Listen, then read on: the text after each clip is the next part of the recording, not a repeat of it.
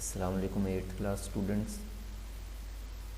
Activity number 5 page number 102 पर computer की book की आपकी ये आज हम कर रहे हैं।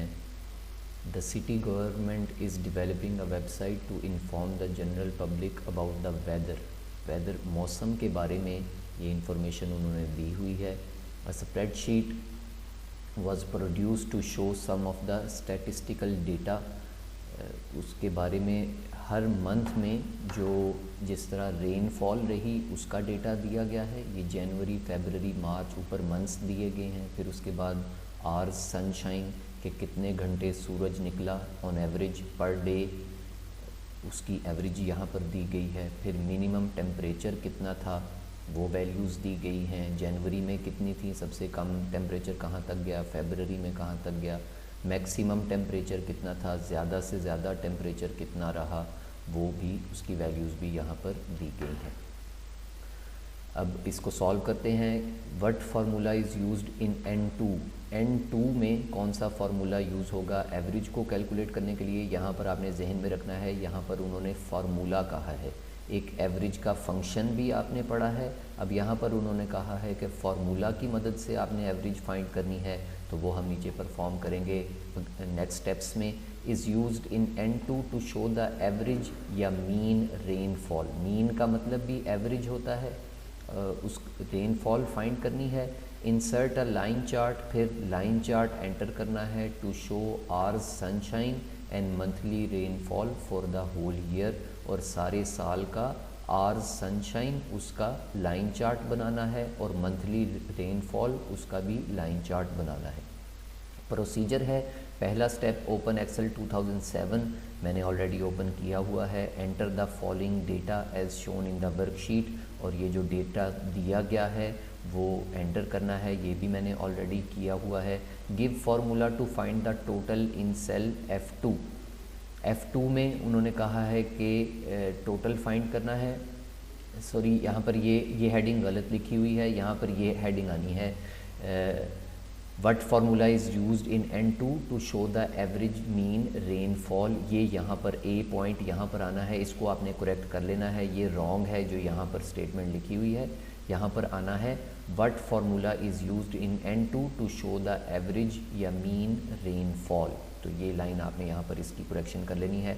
अप्लाई फार्मूला, अब ये इस स्टेप के मुताबिक फार्मूला अप्लाई करेंगे सेल N2 में, और ये फार्मूला यहाँ पर दिया गया है। पहले इक्वल टू साइन आपने याद रखना है। फार्मूला या फंक्शन एंटर करने से पहले इक्वल टू हमेशा आएगा। इक्वल टू के बाद स्मॉल ब्रैकेट है, उसके बाद B2 plus C2 plus D2 plus E2 plus F2 plus G2 plus H2 plus I2 plus J2 plus K2 plus L2 plus M2। ये सारी वैल्यूज़ लिखकर फिर ब्रैकेट क्लोज। देखें जो भी मैं फार्मूला एंटर कर रहा हूँ यहाँ फार्मूला बार में भी शो हो रहा है। B2 plus C2 plus D2 आगे EFGHIJKLM और उसके बाद ब्रैकेट क्लोज। उसके बाद हमने फॉरवर्ड स्लैश का सिंबल यहाँ पर लगाएंगे और उसके बाद 12 यहाँ पर लिखेंगे, क्योंकि मंथ्स की तादाद 12 है, इसलिए हम डिवाइडेड बाय 12 कर रहे हैं। इनको जब 12 कर ये सारा फार्मूला एंटर करके मैं जब एंटर की मैंने प्रेस की है तो देखिए यहाँ पर वैल्यू आ गई 138। ये इन सब वैल्यूज़ की एवरेज यहाँ पर कैलकुलेट होकर आ गई है। In cell N2 and press enter key to calculate the result. ये स्टेप हमने परफॉर्म कर लिया है, ए पार्ट का फर्स्ट स्टेप। उसके बाद है second step, select cell N2 and use fill handle. इसको सिलेक्ट ऑलरेडी किया हुआ है। अब फिल हैंडल की मदद से वो कहाँ पर होता है, वो सेल के बॉटम राइट कॉर्नर में होता है। ये देखें इसके ऊपर जब मैं पॉइंटर लेकर आ रहा हूँ तो ये ब्लैक प्लस के साइन में चेंज हो रहा है। फिल हैंडल को लेफ़्ट क्लिक करके नीचे की तरफ जब हम ड्रैग करेंगे to copy the formula from cell N3 to N5, तो नीचे की तरफ जब हम इसको ड्रैग करेंगे तो देखें ये वैल्यूज़ ऑटोमेटिकली कैलकुलेट होकर आ गई हैं जो यहाँ पर शो हो रही हैं। यहाँ पर देखें लास्ट सेल में 32 शो हो रहा है, लेकिन यहाँ पर 31.667 है। तो हम यहाँ पर ये देखें नंबर वाला जो ग्रुप है, होम टैब का जो नंबर वाला ग्रुप है, उसमें हम डिक्रीज़ डेसिमल को जब हम यहाँ पर क्लिक करेंगे, एक दफ़ा क्लिक किया तो देखें एक डेसिमल वैल्यू कम हो गई, दूसरी मरतबा क्लिक किया तो एक और डेसिमल वैल्यू कम हो गई, तीसरी मरतबा क्लिक किया तो तीसरी डेसिमल वैल्यू भी कम होकर वैल्यू हमारे पास राउंड ऑफ होकर 32 यहाँ पर आ गई है। 31.667 राउंड ऑफ होकर 32 वैल्यू यहाँ पर शो हो रही है। तो इसी तरह ही यहाँ पर भी फिगर में आपकी वैल्यूज़ शो हो रही हैं। उसके बाद स्टेप बी है inserting line chart to show hour sunshine, कि कितने घंटे सूरज जो है वो चमकता रहा इन मंथ्स में on average per day, and monthly rainfall, और सारे माह में कितने मिलीमीटर बारिश हुई फॉर द होल ईयर, सारा साल। Select the cells A2 to M2। अब लाइन चार्ट इंसर्ट करने के लिए हमने पहले मंथली रेनफॉल के लिए वैल्यू सेलेक्ट करनी है A2 से लेकर M2 तक। तो अब मैं ये सिलेक्शन कर रहा हूँ, सिर्फ माउस के लेफ़्ट बटन को मैं यहाँ पर क्लिक करूँगा और उसको फिर राइट साइड की तरफ ड्रैग करूँगा M2 तक। तो ये वैल्यू सेलेक्ट हो गई हैं A2 से लेकर M2 तक। Click chart type line in charts group. आपको याद होगा कि इंसर्ट टैब में चार्ट्स हैं हमारे पास, यहाँ से हमने लाइन चार्ट को सिलेक्ट करना है। A list of line charts will appear, click on line.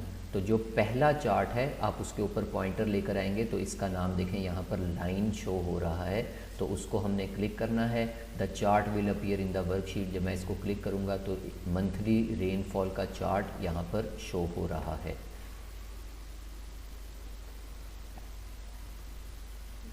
Right click on chart area. इस चार्ट एरिया के ऊपर अब मैं माउस का राइट बटन क्लिक करूँगा तो एक मेन्यू अपीयर हुआ, a popup menu will appear.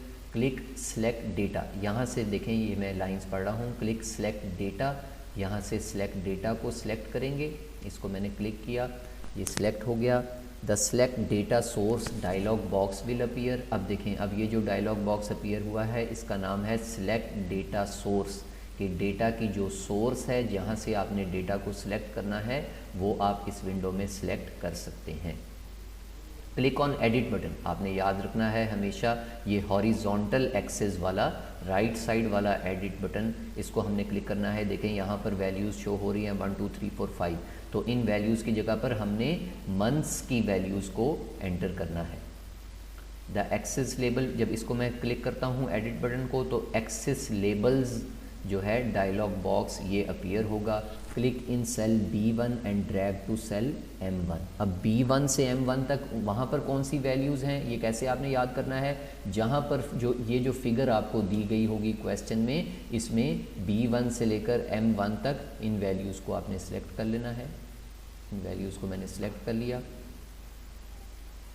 और इन वैल्यूज़ को सिलेक्ट करके क्लिक ओके बटन, एक मरतबा ओके बटन प्रेस करना है to close the axis label dialog box. इसको एक मरतबा प्रेस किया तो axis label dialog box close हो गया।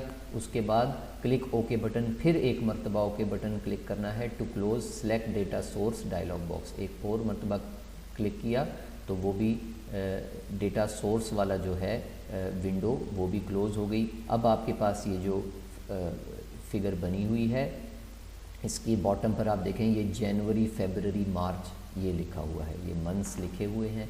अब इसके बाद ये जो स्टेप 10 है, यहाँ से अब क्या है, यहाँ से हमने आवर सनशाइन का जो है वो चार्ट जो है वो बनाना है। Select the cells A3 to M3। अब हमने सिलेक्शन करनी है A3 से M3 तक, ये सिलेक्शन मैंने कर ली। Click chart type line in charts group, उसी तरह ही चार्ट्स ग्रुप में से लाइन चार्ट को सिलेक्ट किया तो ये आवर सनशाइन की वैल्यूज से रिलेटेड चार्ट हमारे पास यहाँ पर अपीयर हो रहा है।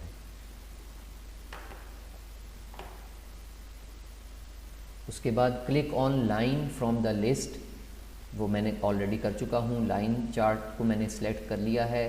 The chart will appear in the worksheet, ये चार्ट अपीयर हो गया है। Right click on chart area, वही प्रोसेस आपको दोबारा याद करने की ज़रूरत नहीं है, यहाँ पर भी वही प्रोसेस दोबारा रिपीट हो रहा है। राइट क्लिक किया, सिलेक्ट डेटा, यहाँ से मैंने सिलेक्शन की, उसके बाद select data source dialog box appear हुआ और वहाँ से मैंने एडिट बटन को क्लिक किया। तो यहाँ से अब मैंने सिलेक्शन करनी है जनवरी से लेकर दिसंबर तक, दोबारा वही सिलेक्शन जो पहले की थी, B1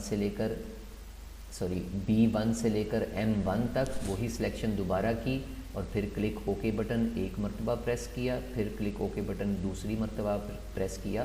तो ये दो चार्ट्स हमारे पास अपीयर हो रहे हैं, एक आर सनशाइन का और एक मंथली रेनफॉल का। यहाँ तक ये आपकी लैब एक्टिविटी नंबर 5 जो है ये ख़त्म होती है। लेकिन बार बार पहले भी लाइन चार्ट के एक स्टेप जब आप याद कर लेंगे तो वही दोबारा रिपीट हो रहे हैं दूसरे लाइन चार्ट के लिए भी। सिर्फ आपने ये याद रखना है कि आपने पहले सिलेक्शन करनी है A2 से M2 तक जो मंथली रेनफॉल की है, और उसके बाद फिर सिलेक्शन करनी है A3 से M3 तक जो आर्स सनशाइन की है।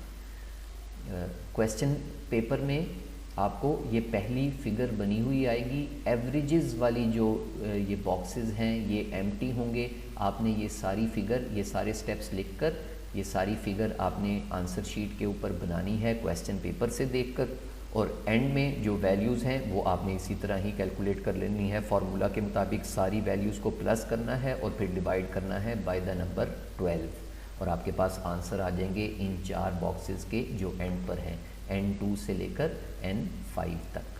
Thank you.